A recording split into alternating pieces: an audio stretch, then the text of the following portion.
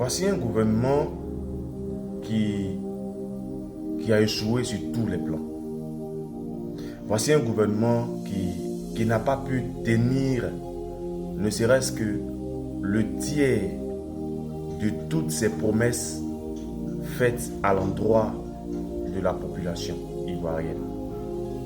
Voici un gouvernement qui livre sa population à la merci des étrangers. Voici un gouvernement, c'est-à-dire qui autorise, qui permet, qui donne tous les droits aux étrangers de piller sa population, de malmener sa population, sans même qu'il y ait un quelconque droit de l'homme ou un quelconque droit d'expression ou liberté d'expression. Ça dit, voici un gouvernement qui s'en fout en fait. Après, je me demande si ce qu'ils ont dit lors de leur campagne pour qu'on puisse vraiment les voter ou encore leur permettre d'être à la tête de ce pays est vrai ou faux. Parce que ça nous emmène à nous poser des questions. On se remet en cause sur certaines choses, sur certaines de leurs paroles.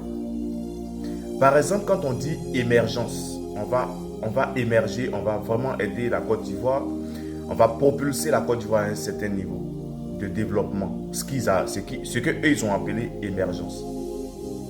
La question que j'aimerais poser, c'est est-ce que l'émergence dont ils parlent est au sens figuré ou au sens propre du thème? Parce que là aussi c'est une question. Aujourd'hui, on assiste à un déclin, alors mais considérable, sur tous les plans. Au plan économique, au plan éducatif, au plan socio-économique, au plan, comment je vais dire ça? En fait, sur tous les plans. Sur tous les plans, on assiste à un déclin véritable. Il n'y a rien qui est fait qui vraiment apporte quelque chose de positif à un Ivoirien. Tous les sites de travail sont donnés aux étrangers. Tous les postes, le gouvernement est rempli d'étrangers. Et aujourd'hui, on veut faire un clan.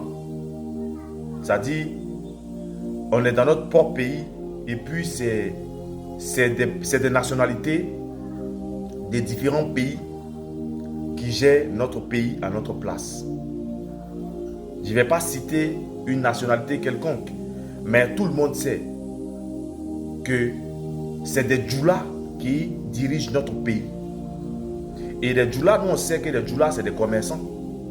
Ils sont là que pour l'argent. Ils sont là que pour l'argent. De sorte qu'aujourd'hui, ils sont en train de tout vendre dans notre pays. Ils sont en train de donner tout aux étrangers dans notre pays, juste pour avoir leur pain quotidien. Juste pour mettre leur famille à l'abri. Juste pour avoir le pouvoir. Et la population. Et les citoyens ivoiriens. À qui vous avez tout pris. Et deviennent quoi? Vous comprenez un peu? La population est vulnérable aujourd'hui. Parce qu'il n'y a personne pour nous protéger. Aujourd'hui, les comptes money sont pillés aussi. Les comptes bancaires sont pillés à l'insu de la population. Je crois que les 400 milliards dont on parle là, il suffit seulement d'une seule personne dans le gouvernement pour rembourser ça. Une seule personne pour rembourser les 400 milliards. Mais aujourd'hui, on demande à la population de payer, de rembourser les 400 milliards et de façon obligatoire parce qu'on sait que la population ne va pas accepter. Donc, qu'est-ce qu'on fait? On met un système de vol en place. C'est-à-dire, on nous vole comme ça et sans qu'on ait à lever le petit doigt. Obligatoirement, on rentre dans ton compte, on puise ton argent et tu ne peux pas aller te plaindre quelque part. Parce que où tu vas aller te plaindre là, c'est eux-mêmes qui font ça. Ils sont des mèches avec les réseaux pour nous faire tout ce qu'ils sont en train de nous faire. Prenons garde pour les élections qui approchent. prenons garde pour les élections qui approchent. Faisons le bon choix. Sachons ce qu'on veut. Monsieur Kubier n'est pas un arbitre.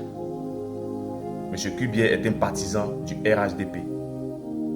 Est un militant du RHDP. Ce n'est pas un arbitre. Donc lui, il ne peut pas conduire les élections prochaines. Ce n'est pas un président de la CEI digne de ce nom. C'est quelqu'un qui a un parti. Donc il n'est pas habilité à conduire les élections de 2025. C'est mon avis. Et je sais qu'il y a beaucoup de personnes qui sont du même avis que moi. Famille, on partage la vidéo. On donne son avis en commentaire. Et puis, j'espère que les choses d'ici peu vont changer. Vive la paix en Côte d'Ivoire.